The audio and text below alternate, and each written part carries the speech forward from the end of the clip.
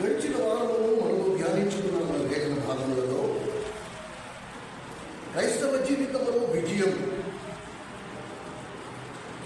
ఎక్కడుంది అని మనము ధ్యానించాలి. పాపముపై విజయం పొందాలన్నా, లోకంపై విజయం పొందాలన్నా, శోధనపై విజయం పొందాలన్నా, దేని మీదైనా సరే విజయము సిలువతో కట్టుబడింది.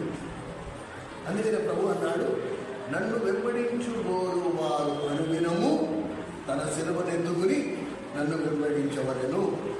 ప్రభువుని వెంబడించే ఏకైక మార్గం రెండు రకాలు. ఎందుకు ప్రతి వారం అన్నారు ఆరాధన అంటే 2 పాటలు 4 మాటలు కాదు. ఆరాధన అనేది మన వ్యక్తిగత జీవితం. ఇవన్నీ ఎందుకు ప్రతి వారం చెప్తారు? వాళ్ళ యొక్క అసలు అలసిపోకుండా, అరే ప్రతి వారం ఈ మాట ఎందుకు చెప్తాడు అని జనాలకు విసుగు పుడుతుందేమో అనే ఆలోచన కూడా ఉండదు. అయినా చెప్తాడు. ఎందుకు చెప్తాం మేము? వినేవారిని సవాలు చేసేలాగా. క్రైస్తవ సమాజం ఏ స్థితికి దిగజారిపోయిందంటే ఆరాధనను ఎంత తక్కువగా కుదించేసింది. ఒక పాట పాడితే సరిపోద్ది, ఒక పల్లవి ఎత్తుకుంటే సరిపోద్ది, 2 మాటలు పలికితే సరిపోద్ది. అది ఆరాధన. అందులో మదుపు లేదు. కానీ దేవుడు మనకిచ్చిన ప్రత్యక్షతను మీరు గమనించండి. ఒకవేళ నేను ఆరాధనకు యోగ్యమైన జీవితాన్ని నేను జీవించాలంటే నేను మదుపు పెట్టాలి. నా ఇష్టానుసారంగా నేను జీవించడానికి వీల్లేదు. నా కోరికల్ని చంపుకోవాలి, నా చిత్తాన్ని చంపుకోవాలి. దేవునికి ఇష్టకరంగా జీవించాలి, దేవుని చిత్తాన్ని నెరవేర్చాలి. ఆ విషయంలో నేను ఎంత క్రయం చెల్లించాలని వెనకాడకూడదు. అందులో పెట్టుబడి ఉంది. కనుక అందరూ ఆరాధికులు కాదు.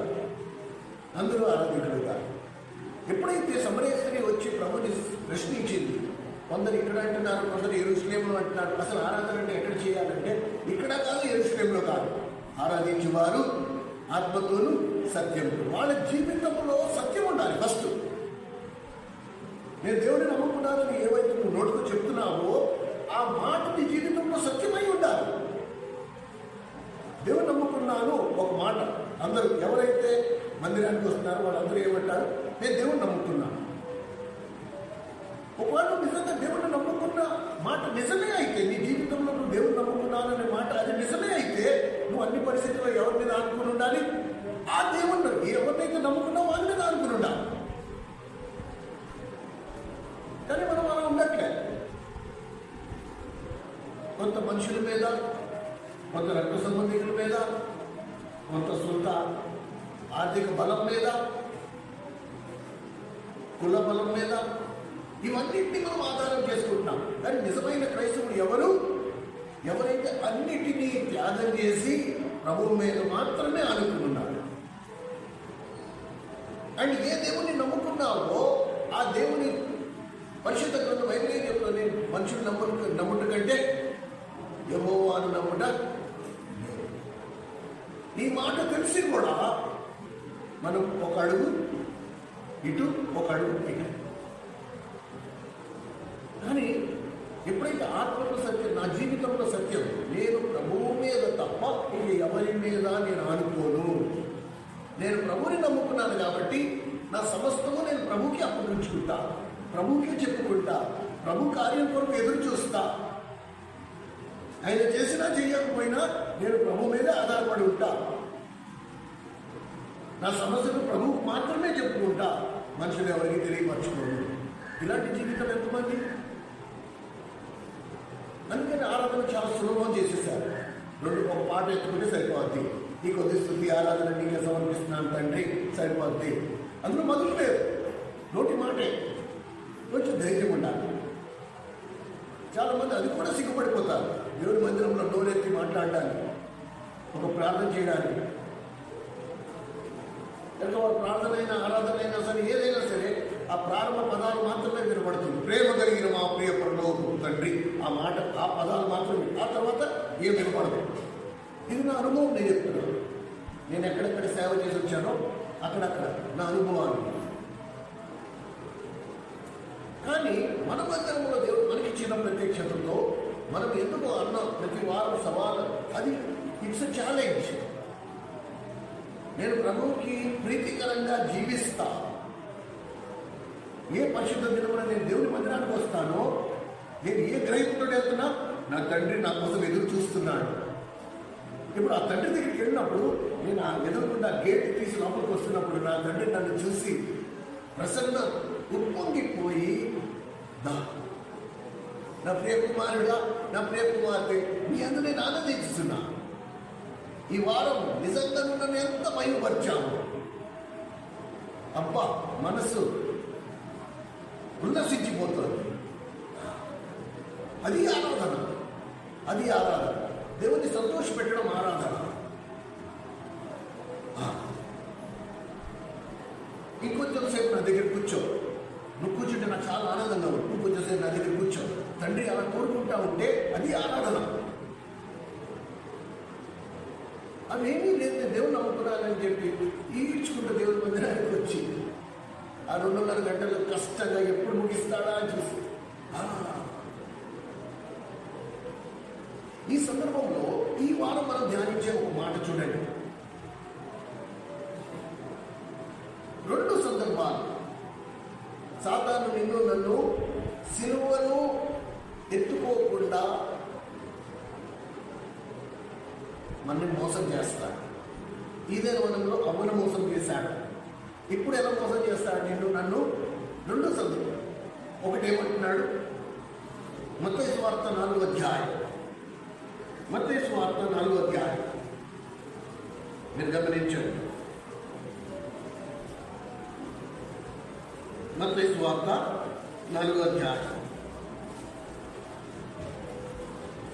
ఎక్కువసేపు ఉండదు, చిన్నగా మనం ధ్యానించి, ఎందుకంటే వేసవకాలం అంతసేపు వర్తమానం గుర్తుండదు, జ్ఞాపకం ఉండదు. అందుకే కొన్ని విషయాలు మాత్రమే. 4వ అధ్యాయం 8వ వచనం. మళ్ళా అపవాది ఎత్తైన కొండ మీద ఆయనను తోడుకునిపోయి,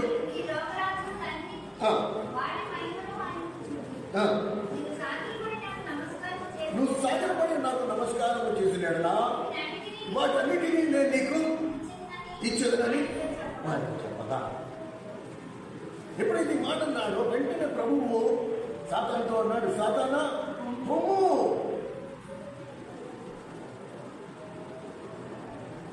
సరే, ఇప్పుడు ఈ వచనం ద్వారా మనకి ఏమర్థమవుతుంది?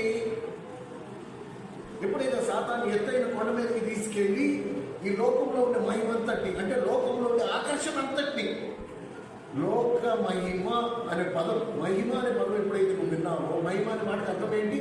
లోకంలో ఉన్నదంతా. ప్రభు మహిమ అని ఎప్పుడైతే వింటున్నావో ఆ మాటకు అర్థం ఏంటి? ప్రభువులో ఉన్నదంతా. సరేనా? కనుక ఈ లోక మహిమ అని ఎప్పుడైతే అన్నాడో, ఈ లోకంలో ఉండే అన్ని ఆకర్షణలు చూపించి అన్నాడు, నువ్వు నాకు సాగిల పడితే ఈ లోకంలో ఉండేవన్నీ నేను నీకు ఇస్తా. ఇప్పుడు ఈ వాక్యం మనకి ఏం నేర్పిస్తోంది? నువ్వు నేను గనక దేవుడు నమ్ముకున్నానని చెప్పుకునే మనము ఈ లోకంలో ఉండే ఆకర్షణలకు కనుక మనం లోబడిపోతే మన పరోక్షంగా ఏం చేస్తున్నట్టు? సాతానుకు సాగిలపడినట్టే. ఈ లోకంలో ఉండేది ఏదైనా సరే నిన్ను బంధించడం అంటే ఏంటి? అది లేకపోతే నాకు కుదరదు, నేను ఒప్పుకోను, నాకు అది కావాలి, ఎలాగైనా కావాలి. నువ్వు అన్నావా పరోక్షంగా నువ్వు ఏం చేసినట్టు? సాతానికి సాగిలపడినట్టు. ఎందుకంటే సాతానే ఆ మాట అన్నాడు, నువ్వు నాకు సాగిలం పడినా కదా ఈ లోకంలో ఉన్న మహిమంతా నేను నీకు ఇస్తా. లోకంలో ఉన్న మహిమ అంటే ఏంటి? ఏదైతే నీకు ఆనందం కలుగజేస్తుందో అదంతా, లోకంలో ఉన్నదంతా.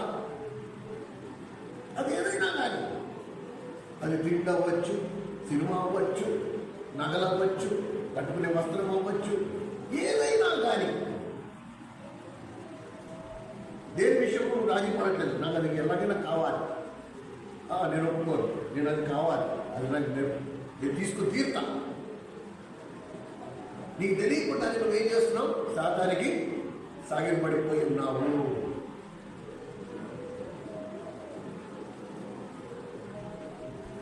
రెండో సందర్భం మనం గమనిస్తే అదే మత్తయి సువార్త 16వ అధ్యాయంలో 21వ వచనంలో ఇప్పుడు దేవుడు ఏమంటున్నాడు?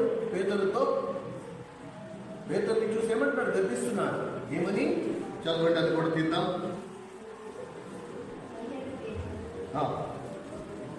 17వ పేజీ మత్తయి సువార్త 16వ అధ్యాయం 21వ వచనం. మత్తయి సువార్త 16:21.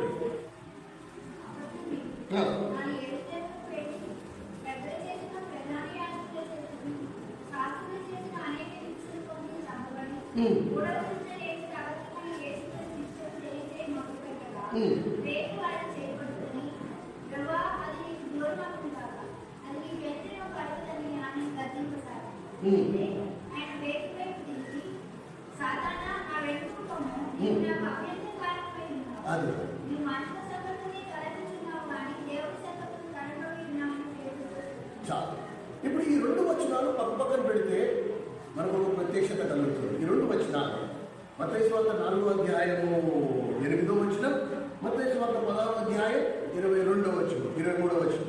ఇవి రెండు పక్కన పెడితే మనకి ఏం కనపడుతుంది? ఒకవేళ నేను సిలువను కాదనుకుంటే పరోక్షంగా నేనేం చేస్తున్నా? సాతానికి సాగిలపడుతున్నా. ఒకవేళ నేను సిలువ మార్గం నేను అక్కర్లేదు అనుకుంటే నేను సాతానుని ఆరాధించినట్టే. నేను సాతానే చెప్పాడు, నువ్వు సిలువను ఎత్తుకోకు, ఈ లోకంలో ఉండే సకల సుఖాలు నేను నీకు ఇస్తా, ఈ లోకంలో ఉండే సకల ఆనందాలు నేను నీకు ఇస్తా, నువ్వు సిలువ మార్గాన్ని ఎంచుకోకు. కనుక ఒకవేళ నేను సిలువ మార్గాన్ని ఎంచుకోకపోతే ఇప్పుడు ప్రభు ఏ మార్గం ఎంచుకున్నాడు? సిలువ మార్గాన్ని ఎంచుకున్నాడు. ఇక తెల్లారితే నన్ను సిలువ వేయబోతున్నారు అనగానే పేతురుకి రోషం వచ్చింది. పేతురు ఏమంటాడు? నువ్వా అదెన్నడూ నీకు కలుగుతుండును గాక అనగానే ఏ పేతురునైతే ప్రగాఢంగా ప్రేమించాడు, ఏ పేతురునైతే అపోస్తలులలో నాయకుడిగా ఎంచుకున్నాడు, ఏ పేతురునైతే పరలోకపు తాళం చెవులు నీ చేతికి ఇస్తానన్నాడు, ఏ పేతురుకైతే ఒక ప్రత్యక్షత.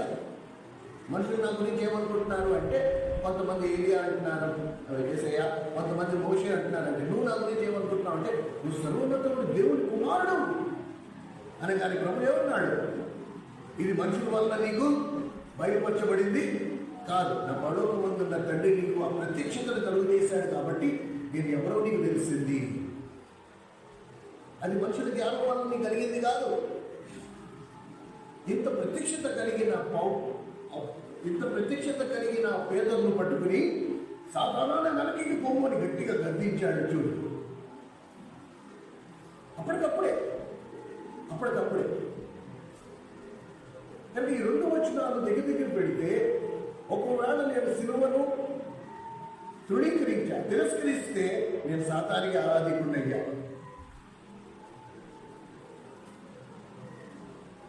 అందుకే సువార్తలలో ప్రారంభంలోనే సాతాన్ని ఎదుర్కొనే పరిస్థితి వచ్చేసింది. దీనిని బట్టి మనం నేర్చుకోవాల్సిన పాఠం ఏంటి? నువ్వు సిలువ బాట ఎన్నుకుంటే మాత్రం నేను సాతాన్ని ఎదుర్కోక తప్పదు. ఇప్పుడు సాతాను మన మీద దాడి అయితే 100% చేస్తారు. కానీ సత్యమేంటి? యేసుక్రీస్తు ప్రభువు సాతాను తలను చితకద్రొక్కెను. సాతానికి మన మీద ఎటువంటి అధికారం కానీ ఎటువంటి శక్తి కానీ లేదు.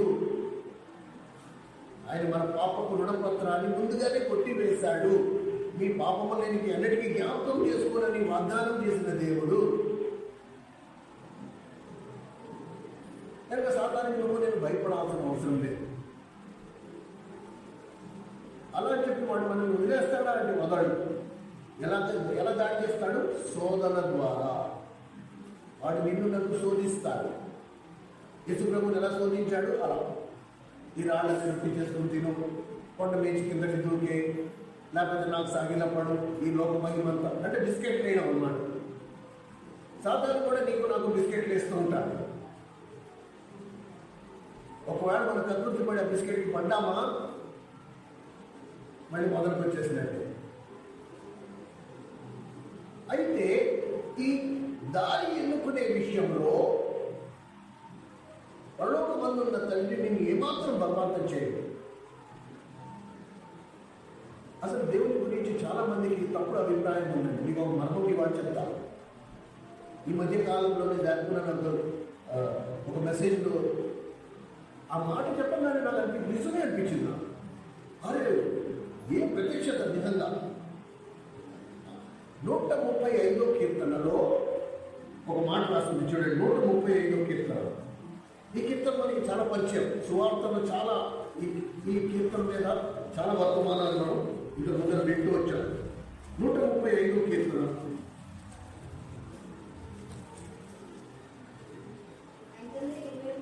ఐదు 523వ పేజీ. 135వ కీర్తన 15వ వచనం. అన్యజనుల విగ్రహము వెండి బంగారమువి, అవి మనుషుల చేతి పనులు. వాటిని నోరుండియు పలకవు, కన్ను నుండి చూడవు, చెవు నుండి వినవు. వాటిని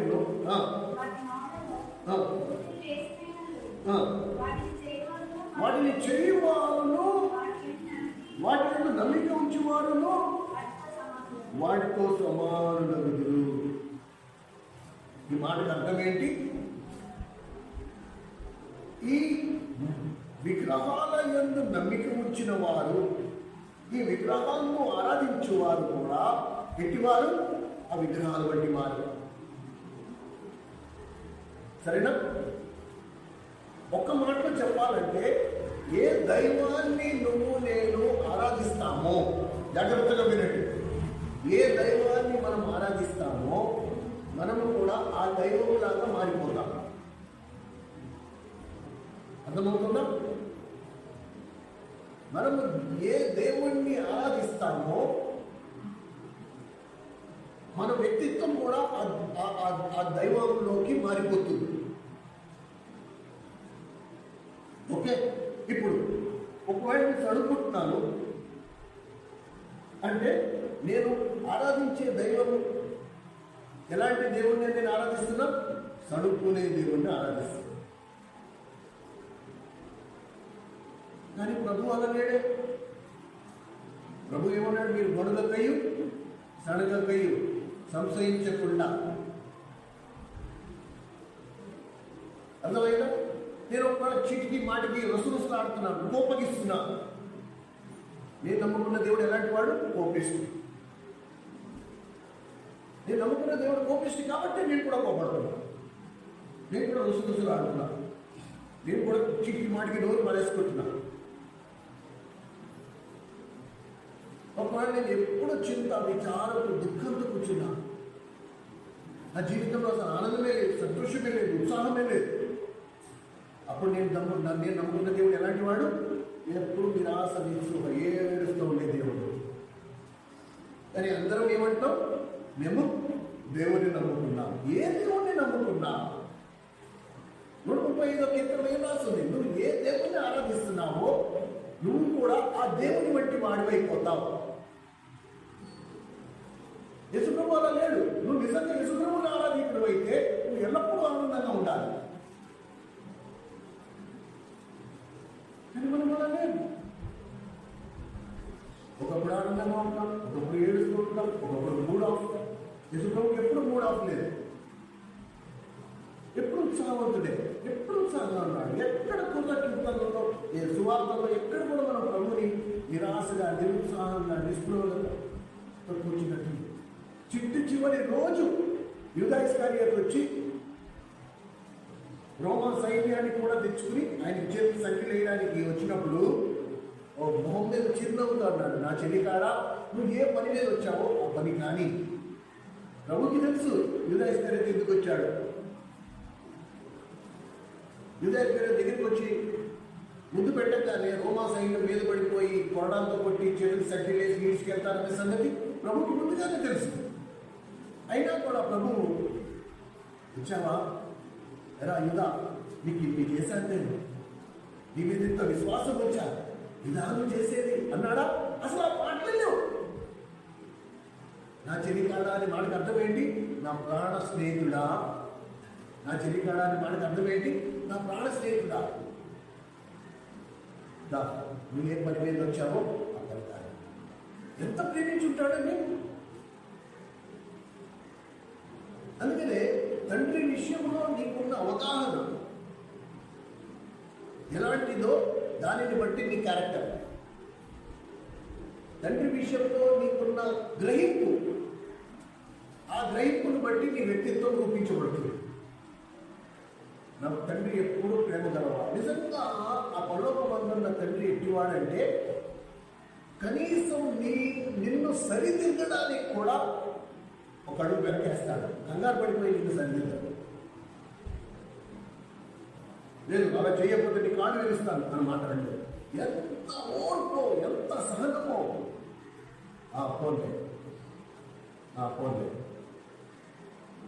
పోన్లే వాళ్ళే మారుతారు, వాళ్ళే ఒకరోజు తెలుసుకుంటారు. ఓపిక, ఎంత ఓపిక అంటే అబ్బా అంత. అందుకని నువ్వు సులువుని ఎత్తుకోకపోతే, నువ్వు సులువుని ఎత్తుకుని ఎందుకు నన్ను వెంబడించట్లేదు, నా కుమారుని ఎందుకు వెంబడించట్లేదు చెప్పిన తర్వాత కూడా ఆయనకి ఎదురుస్తుంది. అయితే కీర్తన ద్వారా మనం నేర్చుకునే పాఠం ఏంటంటే, నేను ఏ దేవుణ్ణి ఆరాధిస్తానో నా వ్యక్తిత్వం కూడా ఆ దేవునిలా ఉంటుంది.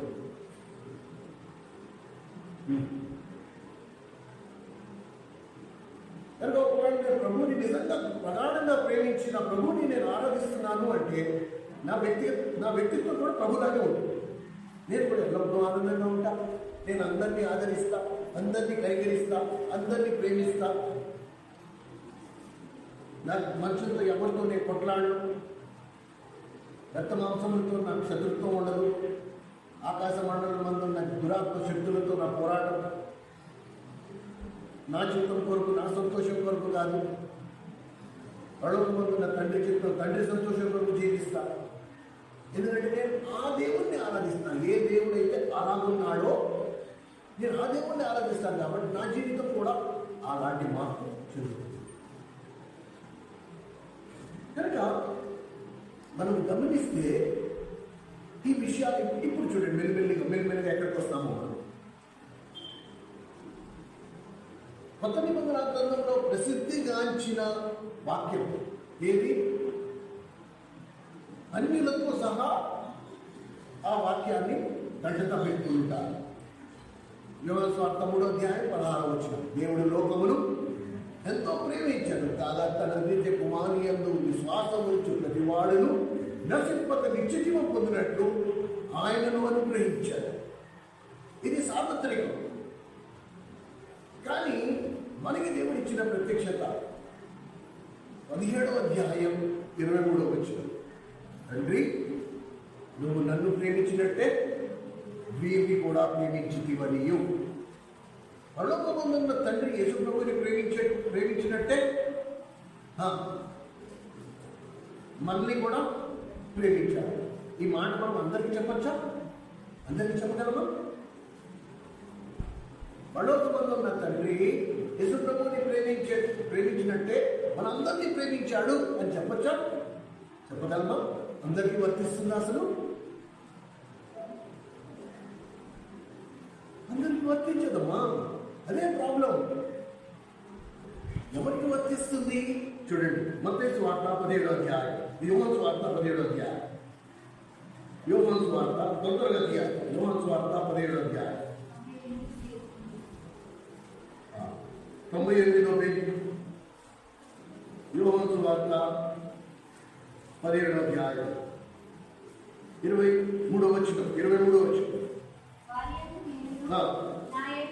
నీవును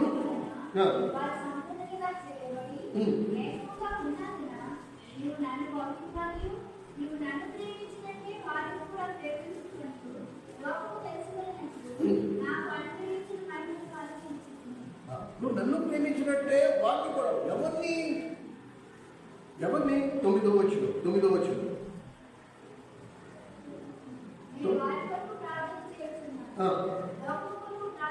చెయ్యట్లేదు. ఎవరు నాకు ప్రభువుకి అనుగ్రహించిన వారు ఎవరు?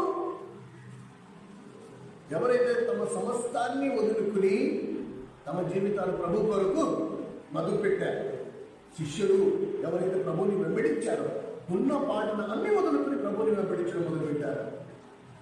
ఈ లోకంలో ఉండే మహిమ, లోకంలో ఉండే ఘనత, లోకంలో ఉండే పరువు ప్రతిష్టలు అన్ని వదిలేసుకున్నారు. ఇక ప్రభువుని వెంబడించారు. ఎవరైతే నిజమైన శిష్యులు వారు. నేను లోకం కొరకు ప్రార్థన చేయట్లేదు, లోకంలో నువ్వు నాకు అనుగ్రహించిన ఈ శిష్యుల కొరకు ప్రార్థన చేస్తున్నా. ఎందుకు? నువ్వు నన్ను ప్రేమించినట్టే ఈ శిష్యుల్ని కూడా ప్రేమించావు కాదు. యోగవార్త 3:16 లోకం అందరికి వర్తిస్తుంది. కానీ తండ్రి ప్రభువుని ప్రేమించినట్టు అందరినీ ప్రేమించలేదు, కేవలం శిష్యుల్ని మాత్రమే ప్రేమించారు.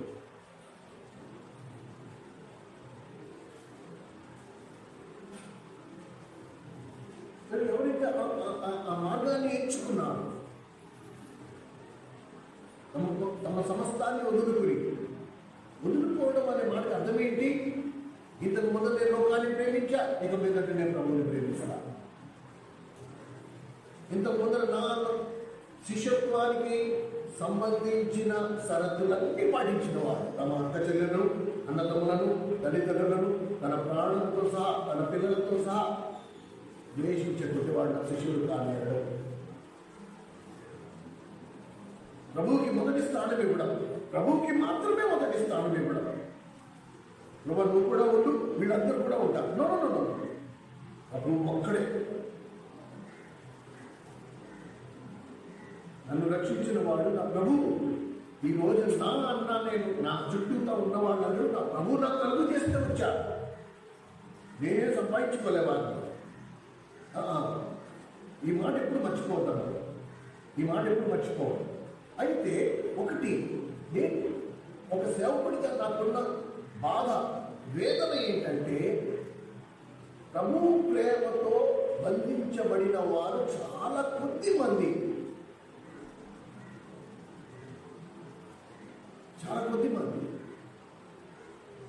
మీరు ఎఫెసీయులకు రాసిన పత్రికలో 2 ప్రార్థనలు మీరు మనం గమనించవచ్చు.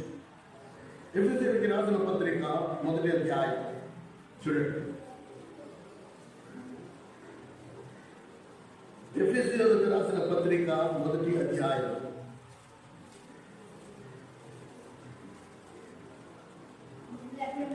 173వ పేజీ. ఎఫెసీయులకు రాసిన పత్రిక 1వ అధ్యాయం 16 17 నుంచి 19 కలిపి ఉన్నాయి చూడండి. మరియు మీ మనోనేత్రములు వెలిగింపబడినందున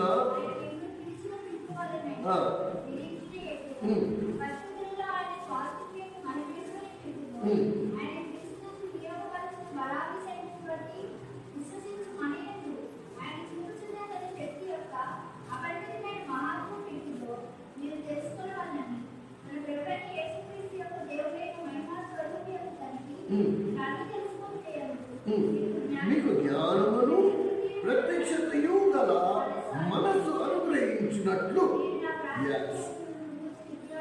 మొదటి ప్రార్థన ఏంటి? దేని కొరకు? యేసుక్రీస్తు ప్రభువుని గురించిన జ్ఞానమును, ప్రత్యక్షత గల మనస్సు. ప్రత్యక్షత అంటే ఏంటి? నీ జీవితాన్ని మార్చే సన్నివేశాలు. అంతవరకు నాకు తెలియదు. ఇప్పుడు ఒక ప్రత్యక్షత కలిగింది. ఈ ప్రత్యక్షత నా జీవితాన్ని మార్చేసింది. దేవుని గురించిన నాకున్న గ్రహింపు పూర్తిగా మారిపోయింది. ఇంతవరకు ఏది దేవుణ్ణి అనుకున్నానో ఆ దేవుడికి అడేగా నా గ్రహింపు తప్పు. ఇప్పుడు ఈ ప్రత్యక్షత వలన నాకు కొత్త జీవితం వచ్చింది. నా జీవితమే మారిపోయింది. ఇప్పుడు దేవుడి గురించి నాకున్న గ్రహింపు ఏంటి? నా దేవుడు ఎంతో సౌమ్యుడు. నా దేవుడు ఎవరు? నా బాడి బురద రోతతో నిండున్న నా పాదాల కన్నా ఒళ్ళోకి పెట్టుకుని నీళ్లతో నా పాదాలు కడిగేవాడు. తన పై వస్త్రంతో నా పాదాలు తుడిచేవాడు.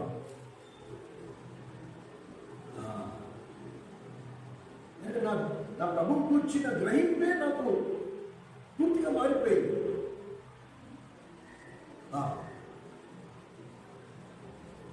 తన వాక్యము ద్వారా నన్ను గర్దిస్తున్నప్పుడు, ప్రేమతో నన్ను శిక్షిస్తున్నప్పుడు నా ప్రభు నన్ను ఎంతగా ప్రేమించాడో నాకు ఒక కొత్త ప్రత్యక్షత వచ్చింది.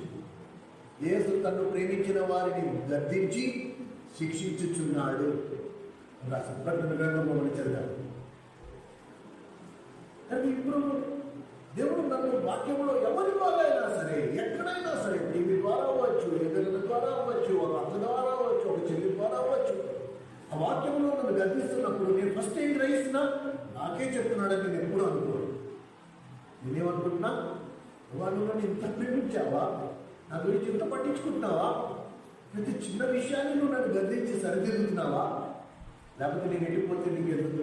అంతే కదా, నేనే పాటి వాడిని, నాయనంతా, నా బతికేంత, అయినా నువ్వు నా గురించి పట్టించుకుంటావు కాబట్టే కదా నన్ను తిడుతున్నావు.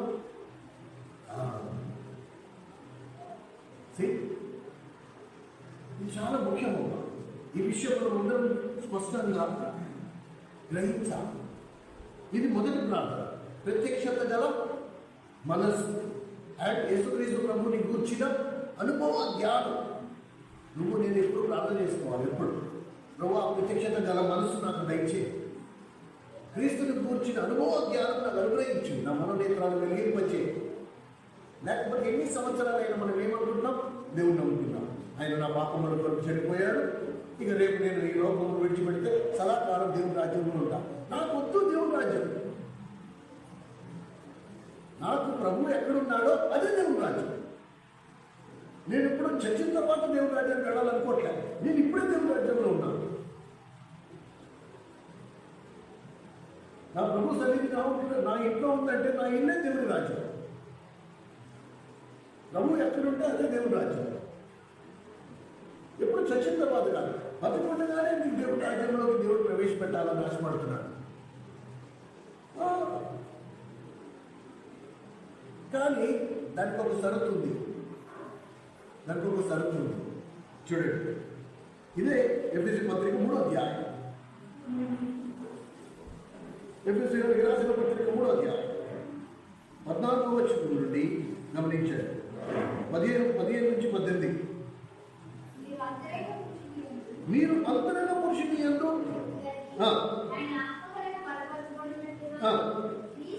ఇదిగో క్రీస్తు మీ హృదయంలో, క్రీస్తు మీ హృదయంలో విశ్వాసము ద్వారా నివసించినట్టు. నివసించడం అంటే ఏంటి? యేసుక్రీస్తు ప్రభువు నీ లోపల కాపురం ఉంటాడు. నివసించడం అంటే నివాసము చేయడం, జీవించడం. ప్రభు నాలో ఉండాలి ఎప్పుడు. యేసుక్రీస్తు ఎల్లప్పుడూ మీ హృదయాలలో నివసించినట్లు అంటే దానికి తగిన సదుపాయం చేయాలా ఉండాలి. మనం ఎవరింటికైనా వెళ్తే ఏమవుతుంది, వాళ్ళు గేట్ దగ్గర ఉన్నప్పుడే వాళ్ళు వెంటనే ఏం చేస్తారు, రండి కుర్చీలు వేసేసి అమ్మాయి చూడు శుభ్రం చేసే కదా, వెంటనే క్లీన్ చేసి ఎందుకు చేస్తారు? అక్కడ మనం కూర్చోడానికి తగిన సదుపాయం, విసులుబాటు కలుగు చేయడం. యేసుక్రీస్తు ప్రభు బేతనీయ, మార్త, మరియమ్మ, లాజరు అత్యంత నిరుపేదల వాళ్ళు. అయినా ప్రభు 12 మంది శిష్యులు వేసుకుని ఆ బేతనీయ, మార్త, మరియమ్మ, లాజరు ఇంటికి వెళ్ళేవాడు. ఎందుకు వెళ్ళేవాడు? సొంత ఇంటికి వచ్చినట్టు ఉండేది. కనుక ఎప్పుడైతే నా హృదయము యేసు ప్రభు సొంత ఇంటిగా మారుతుందో అప్పుడు ప్రభు ఎల్లప్పుడూ ఇక్కడే ఉంటాడు. మనం ఎవరింటికైనా వెళ్తే 1 రోజు 2 రోజులు 3 రోజు ఏమొస్తుంది జ్ఞాపకం? మన ఇల్లు జ్ఞాపకం వస్తుంది. ఎందుకనగా మన ఇంట్లో ఆ సౌకర్యాలన్నీ లేకపోయినా సరే మన ఇంట్లో ఉంటంత నెమ్మది ఇంకెక్కడ దొరకదు. కనుక ప్రభువుకు మన హృదయంలో నివసించాలంటే మన హృదయం ఎలా ఉండాలి? ప్రభువుకి సొంత ఇంటిలా ఉండాలి. కానీ ఎవరు ప్రార్థన చేసుకోవాలి? చూడండి, చదవండి మాట. ప్రభు మీ హృదయాలలో నివసించినట్లు చదవండి.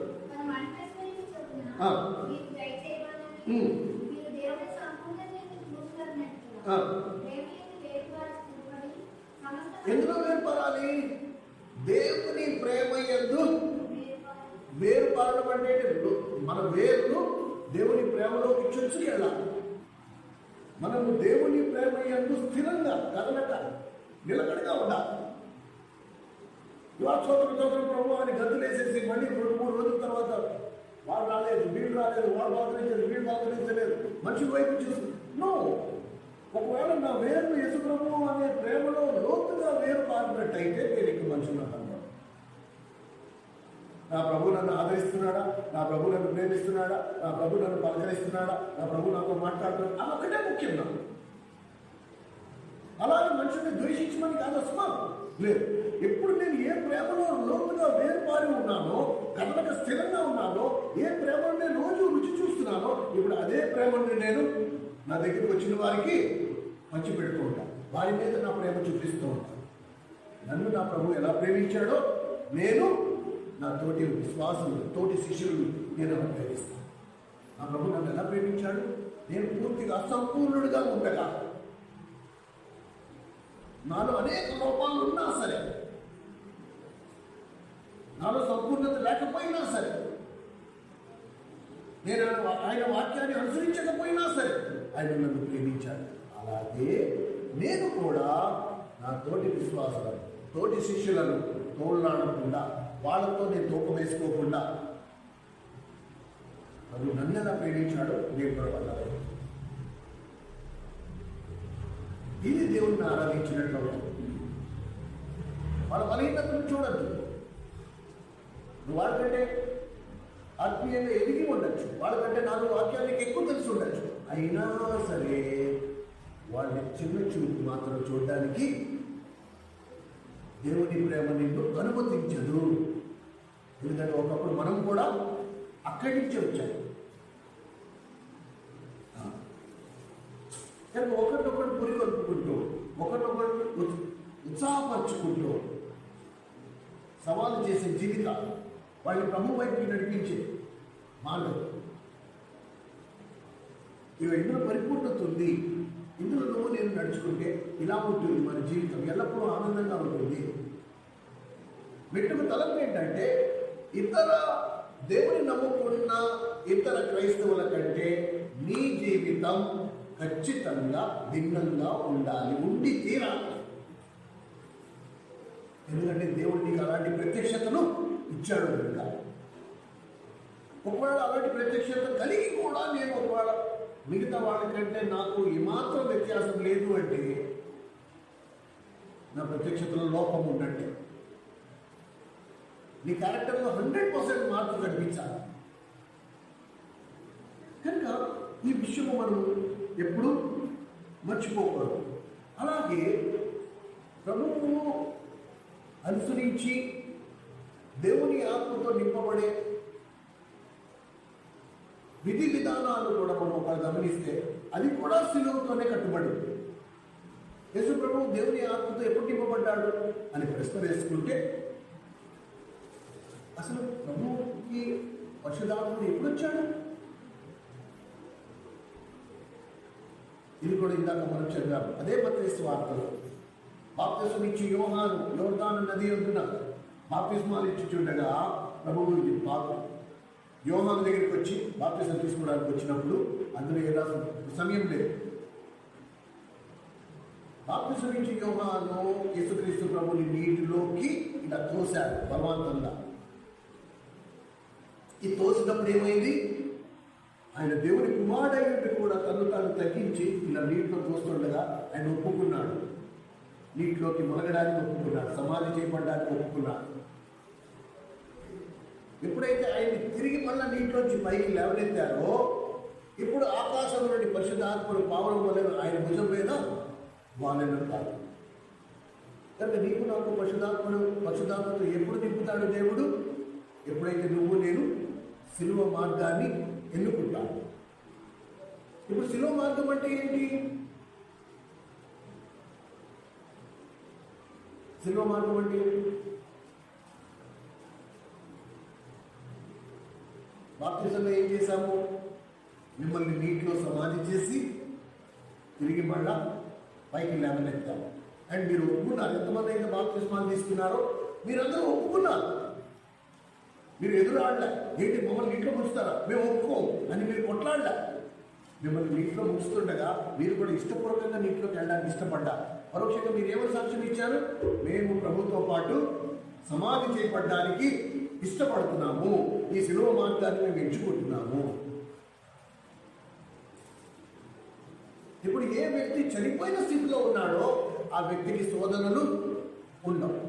ఏ వ్యక్తి చనిపోయిన స్థితిలో ఉన్నాడో ఆ వ్యక్తికి కోరికలు ఉండవు. చనిపోయిన వ్యక్తికి స్వచ్ఛత్వం ఉండదు. చనిపోయిన వ్యక్తికి ఈ లోకంతో సంబంధం ఉండదు.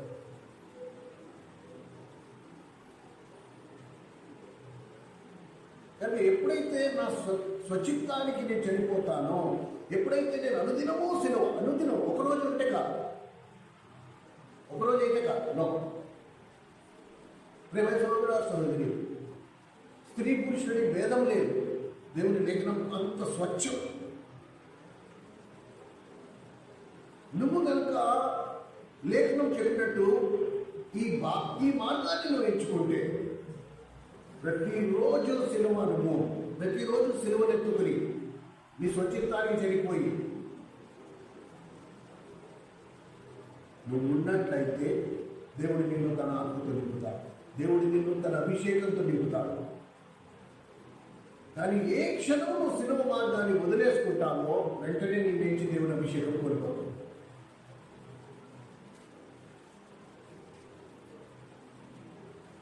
విశ్వాసానికి దేవుని మందిరంలో విసుగెందుకు పుడుతుంది తెలుసా? ఎప్పుడైతే దేవుని వాక్యం అభిషేకం లేకుండా వస్తుందో అప్పుడు బోర్ పడుతుంది, విసుగు పుడుతుంది. ఇది కొలత. నిలబడి చెప్పేవాడు దేవుని ఆత్మతో చెప్తున్నాడా లేదా అనే దానికి ఇది కొలత, లేదా సార్. యేసుప్రభు నిలబడి 3 పగళ్ళు 3 రాత్రులు వర్తమానం చెప్పినప్పుడు ఒక్కడు కదల్లా. ఎందుకు కదల్లా? పరిశుద్ధాత్మ అభిషేకంతో ఉన్నాడు, మాట్లాడుతున్నాడు కనుక. ఆ 120 మంది మేడగదిలో అక్కడ కూడా అంతే. 3 పగళ్ళు 3 రాత్రుల్లో వాళ్ళు అసలు తెలియలే. ఎలా ఉన్నారు వాళ్ళలాగా అంటే పరిశుద్ధాత్మలు అందరిలో నింపబడి ఉన్నారు. అందరూ అభిషేకింపబడిన అనుభవంలో ఉన్నారు కాబట్టి అసలు కదలబుద్ధి కాదు. ఒక్కడికి కూడా కాళ్ళ నొప్పులు, నడుము నొప్పులు, ఇది ఇక్కడికి వెళ్ళాలి, అక్కడికి వెళ్ళాలి, ఇది చేయాలి, అది చేయాలి, ఈ ఆలోచన లేవు. దేవుని అభిషేకం కింద ఉంటే అలా ఉంటుంది. అంటే దేవుని అభిషేకంతో నువ్వు ఎంతసేపు చెప్తే ఎదుర్కొంటే అసలు కదలికుండదు. ఇంకా వినబుద్ధి పుడుతుంది, ఇంకా వినాలనిపిస్తుంది, అప్పుడే అయిపోయిందా అనిపిస్తుంది, లేకపోతే ఎప్పుడు ముగిస్తాడా అనిపిస్తుంది. ఇది తేడా, ఇది తేడా.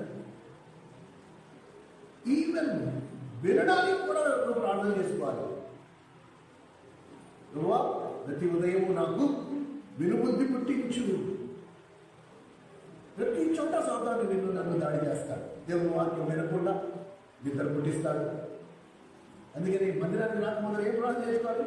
ప్రతి ఉదయాన్న ప్రభా శిష్యుడికి తగిన నోరు, శిష్యుడికి తగిన వినుబుద్ధి నాకు పుట్టించు.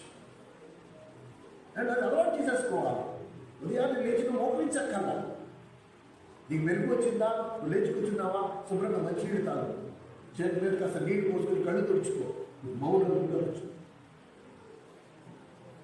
పరిశుద్ధ దేవుడు ఏం చూస్తాడంటే వీడికి వినుబుద్ధి ఉందా లేదా. వినే స్వభావం ఉంది అంటే ఇక మాట్లాడడం మొదలు పెడతాడు. అది 2 మాట్లాడినా సరిపోతుంది ఆ రోజంతటికి. కానీ నీకు నాకు టైం ఉండదు. ఫస్ట్ ఆఫ్ ఆల్ మనం లేవగానే ఇవాళ ఎక్కడికి వెళ్ళిపోవాలి, ఇవాళ ఏం చేసేయాలి, ఎంత సంపాదించాలి, ఏం తినాలి, ఏంటంటే ఈ ఆలోచనలు ఎక్కువ ఉంటాయి. కాబట్టి తండ్రి కూడా మనకి ప్రగాఢంగా ప్రేమించాడు కదా. రేపు కూర్చుంటాడు, రేపు నేను మాట్లాడతాను, ఇవాళ కొద్దిగా బిజీగా ఉన్నట్టున్నాడు. నువ్వు నా మాట వినట్లే, ఇదో నీ కాళ్ళు ఇచ్చేస్తా, ఇదో నేను నా ఉగ్రత. అసలు అలాంటి దేవుడే కాడా. ఎంత ప్రేమ కలిగిన వాడంటే వాడు నా కొడుకు బిజీగా ఉన్నాడు, రేపు మాట్లాడచ్చు. ఆ తండ్రి చూడు, రా నాన్న అంటే ఏంటన్నా, అదే ఒక చిన్న మాట, ఒక విషయం నీతో మాట్లాడాలి, కొంచెం మళ్ళీ ఆఫీస్ టైం అయిపోతుంది, తొందరగా వెళ్ళాలి, తొందరగా చెప్పండి. ఇవి వద్దులే, నువ్వు ఆఫీస్కి వెళ్ళా తర్వాత మాట్లాడుకున్నావు. అది ఎంత ఇంపార్టెంట్ అయినా సరే ఆ తండ్రి ఏమనుకుంటాడు, అయ్యో నా కొడుకు బిజీగా ఉన్నాడు కానీ నువ్వు ముందర వెళ్ళి ఆ పని చూసుకో, ఆ తర్వాత మాట్లాడు. ఏం నాకు చెప్పు, పర్వాలేదు చెప్పండి, వద్దులే ఏ అవుతుందే రాలేదు మాట్లాడుతుందే అర్థం కదా లేదు వెళ్ళు. తండ్రి కూడా అంతే, నువ్వు లేవగానే నీ బిజీ, ఎక్కడికి వెళ్ళిపోవాలి, ఏ సంపాదించాలి, ఏ తినాలి, ఇంటికి వాటి పరుగులు కొన్ని రేపు మాట్లాడుకోవచ్చు. కానీ ఏ రోజు నువ్వు అన్నీ వదిలేసుకుని నువ్వు నాతో మాట్లాడకపోతే నేను బాధపడదు.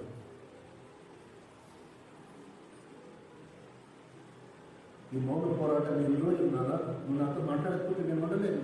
ఒక మాట అయినా సరే నువ్వు నాకు కావాలంటే తిట్టు. చూడు, 2 రోజులు తండ్రి మౌనంగా ఉన్నాడనుకో, పిల్లల్ని ఏంటి నాన్న ఏం మాట్లాడలే, ఆ పిల్లలు పెట్టుకోలేదు. నాన్న ఒక దెబ్బైనా పోయినా, లేకపోతే తిట్టైనా తిట్టేసేనా, నువ్వు అలా మౌనంగా ఉంటే మేము తట్టుకోలేదు.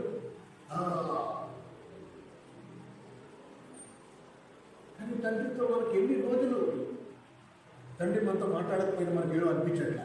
కారణం వినే స్వభావం లేదు. రోజులు గడిచిపోయినా మనకి పర్వాలేదు, రోజులు గడుస్తున్నాయా లేదా అది ముఖ్యమైపోయింది. అని కానీ తండ్రి మాట్లాడకపోయినా పర్వాలేదు.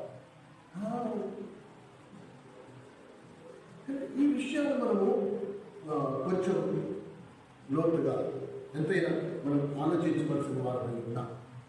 కనుక ఎప్పుడు కేవలం దేవుని నమ్ముకున్నాము అంటే కాదు, ఇది మనం అందరం మానుకోవాలి. మేము దేవుని నమ్ముకున్నాము అంటే సరిపోతుంది.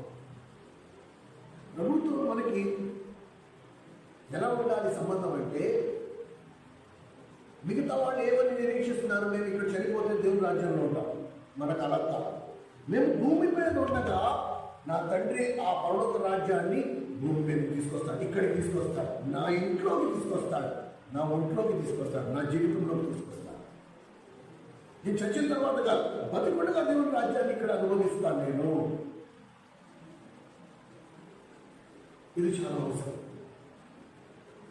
యోహాను సువార్త చూడండి 14వ అధ్యాయం. నిజంగా నువ్వు దేవుణ్ణి ప్రేమిస్తున్నావా, ప్రేమించట్లేదా? ఈ ప్రశ్నకు సమాధానం వెతుక్కున్నావు. నువ్వు నిజంగా యేసు ప్రభువుని నమ్ముకున్నానని చెప్పుకుంటున్న నీవు, ప్రభు అంటే నీకు నిజమైన ప్రేమ ఉందా లేదా?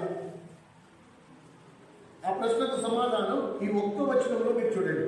యోహాను సువార్త 14వ అధ్యాయం 96వ పేజీ. అందరూ అండర్లైన్ చేసుకోండి, నోట్బుక్స్ ఉన్న వాళ్ళు నోట్బుక్స్లో రాసుకోండి, ఇంటికి వెళ్ళాక మళ్ళీ ధ్యానించారు. యోహాను సువార్త 14వ అధ్యాయం 30వ వచనం. యోహాను సువార్త 14వ అధ్యాయం 30వ వచనం. ఇక్కడ మీతో విస్తరించి మాట్లాడను. చూడండి, ఇప్పుడు ఇక మాటలు సరిపోయాయి, చాలా వర్తమానాలు అయిపోయాయి, ఇక మాటలు లేవు. ఇక విస్తరించి మీతో నేను మాట్లాడాను, ఎందుకంటే ఈ లోకాధికారి సమయం వచ్చేసింది, ఇక నేను వెళ్ళవలసిన సమయం కూడా వచ్చేసింది. అయితే 31వ వచనం అందరూ అండర్లైన్ చేసుకోండి అండ్ జాగ్రత్తగా చదవండి. ఎంత లోతు ఉందో చూడండి. ఈ వచనంలో ఏం రాస్తుందో గమనించు. అయినను నేను తండ్రిని ప్రేమించుచున్నానని లోకము తెలుసుకున్నట్లు తండ్రి నాకు ఆజ్ఞాపించినది నెరవేర్చుటకు నేను ఎలాగూ చేయించున్నాను. ఎలాగ చేయించున్నాను? రండి ఇక్కడి నుండి ఎక్కడికి? రండి ఇక్కడి నుండి వెళదాం. ఎక్కడికి? సిలువైపడ్డానికి. అక్కడి నుండి లేచిన తర్వాత యేసుప్రభు తీసుకెళ్ళి సిలువ వేశాడు. కనుక నువ్వు యేసుప్రభుని ప్రేమిస్తున్నావు అన్న దాన్ని రుజుపరచాలి అంటే నువ్వు ఎక్కడికి వెళ్ళాలి? సిలువ దగ్గరికి వెళ్ళాలి. సిలువ మార్గాన్ని నువ్వు ఎంచుకోవాలి, రుజువు చేయాలి. ఎందుకంటే యేసుప్రభు రుజువు చేశాడు. లోకం తెలుసుకున్నట్లు ఏం రాస్తుంది అక్కడ? అయినను నేను తండ్రిని ప్రేమించుచున్నానని లోకం తెలుసుకున్నట్లు తండ్రి నాకు ఆజ్ఞాపించినది నెరవేర్చుటకు నేను ఇలాగ చేస్తున్నాను. తండ్రి ఏం ఆజ్ఞాపించాడు? నా కుమారుడా, రేపటి రోజు నిన్ను తీసుకెళ్ళి సిలువ వేస్తారు, నువ్వు మౌనంగా సిలువలో చనిపోవాల్సిందే. సరే ప్రొత్తండి ఆయన, అది నిన్ను సంతోషపరుస్తుందంటే నేను శిలువ మరణాన్ని అంగీకరించడానికి నేను సిద్ధం. ఓకే, అందుకే నా మాట అన్నాడు. మళ్ళీ 100 సార్లు చదువుతాను చూడండి. అయినను నేను తండ్రిని ప్రేమించుచున్నానని లోకము తెలుసుకున్నట్లు, మీ అందరికీ తెలిసినట్లు నీకు నాకు దేవుడు యేసుక్రీస్తు ప్రభు రుజువు చూపించాడు. ఇగో నేను నా తండ్రిని ప్రేమిస్తున్నా. ఎలా ఎలా నా తండ్రి నన్ను శిలువలో చనిపోమన్నాడు. ఇదిగో ఇక్కడి నుంచి లేచి నేను శిలువలో చనిపోవడానికి వెళ్తున్నాను. శిలువలో చనిపోవడం అంటే ఆ మాటకు అర్థం ఏంటి? నా స్వచ్ఛతానికి, నా ఇష్టానికి, నా సుఖానికి, నా సంతోషానికి, వీటన్నిటికీ నేను చనిపోతున్నాను. ఎందుకు? నా తండ్రికి అందులో సంతోషం ఉంది.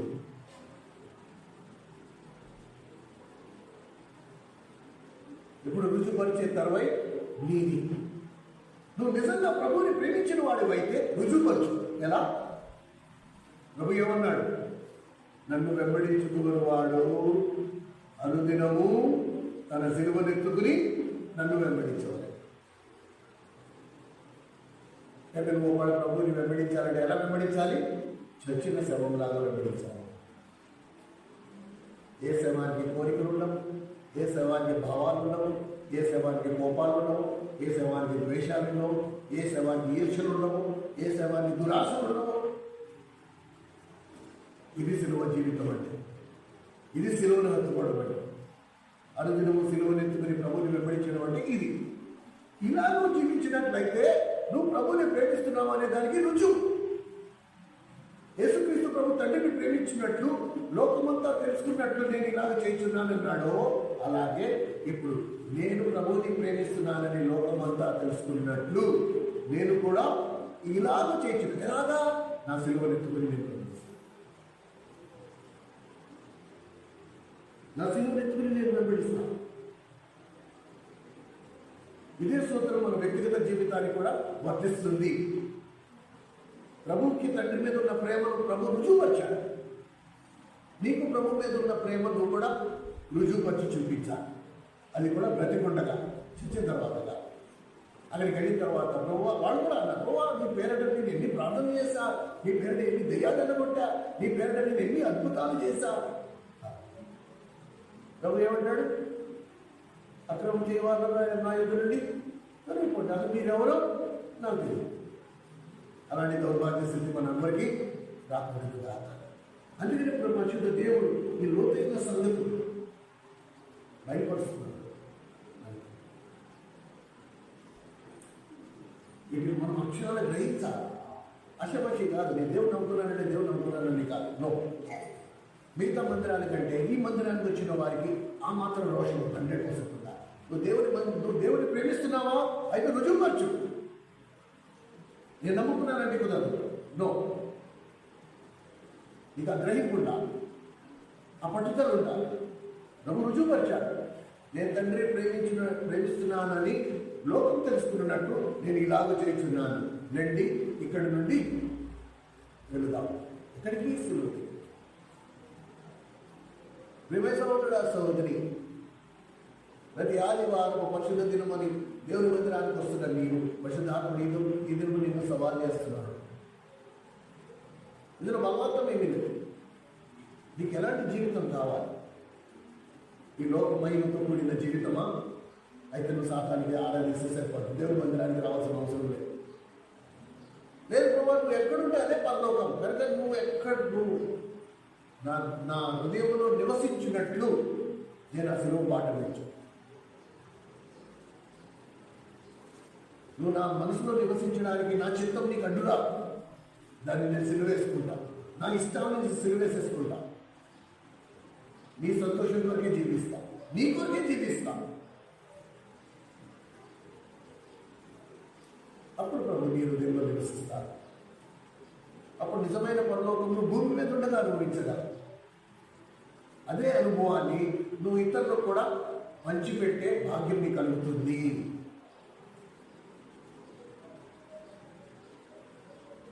లోకంలో ఉండే ఇతర క్రైస్తవుల కంటే నువ్వు భిన్నమైన క్రైస్తవుడిగా కనపడతావు. ఎందుకంటే లోకం తెలుస్తుంది ఈ నిజంగా ప్రభువుని ప్రేమించిన వాడు వాళ్ళు కనబడుతుంది. నీ ప్రసంగాల వలన కాదు, నీ నోటి మాట వలన కాదు, నీ వ్యక్తి నువ్వు జీవించే నీ జీవితం వలన. ఎస్, ఈడు నిజమైన క్రైస్తవుడు. నువ్వు జీవించే జీవితం దేవునికి మహిమకరంగా ఉంది. ఎంతో మంది క్రైస్తవులు చూశాను, కానీ ఇలాంటి క్రైస్తవులు నేను ఎక్కడ చూడలేదు. అయిపోయి పైనుంచి తండ్రి ఏమంటాడు, ఈయన నా ప్రియ కుమారుడు, ఈయన యందు నేను ఆనందించుతున్నాను. ఆ 30 సంవత్సరాల జీవితం, ప్రభు యొక్క జీవితం, ఆ ఒక్కరోజే సర్టిఫికేట్ ఇచ్చేశాడు. ఇప్పుడు నీ గురించి అదే మాట పలకడానికి తండ్రి వేచి ఉన్నాడు. రోజులు గడిచిపోతున్నాయి, నీ ఆయుష్ తరిగిపోతుంది. ఎప్పుడు చెప్తావు? నువ్వు ఎప్పుడు సిద్ధపడతావు? ఎప్పుడు నువ్వు రుజువుపరుస్తావు నీ ప్రేమ దేవుని మీద? యోహాను సువార్త 14:31 ఎప్పుడు మర్చిపో. అది నువ్వు పడుకుండగా, కూర్చుండగా, లేచుండగా, ఏకాంతంలో నువ్వు ఆలోచిస్తుండగా ఆ వచనం నిన్ను వెంటాడును కాక. నేను తండ్రిని ప్రేమించుతున్నానని లోకం తెలుసుకున్నట్లు నేను ఈలాగు చేయుచున్నాను. నేను ప్రభువుని ప్రేమించినట్లు క్రైస్తవ సమాజం తెలుసుకున్నట్లు నేను ఇలాగ జీవించుచున్నాను అని నా సాక్ష్యమై ఉండాలి. మా అందరి సాక్ష్యమై ఉండాలి. నా చిత్తం కాదు ప్రభా, నీ చిత్తం. నా సంతోషం కాదు ప్రభా, నీ సంతోషం.